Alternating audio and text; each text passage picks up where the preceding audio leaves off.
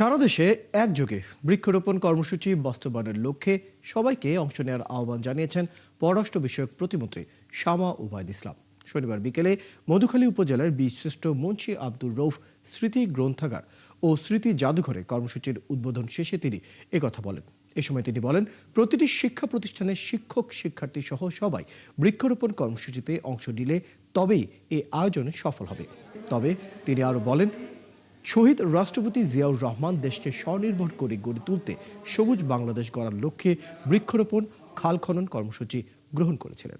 গ্রামে গঞ্জে না, প্রত্যেকটি স্কুলে কলেজে ওয়ান স্টুডেন্ট ওয়ান ট্রি, একজন শিক্ষার্থী একটি গাছ, এই কার্যক্রম হাতে নিয়েছে সরকার। প্রত্যেকটা শিক্ষার্থী যদি একটি করে গাছ লাগায়, তাহলে আপনারা চিন্তা করতে পারেন সারা বাংলাদেশে কত গাছ লাগানো হবে।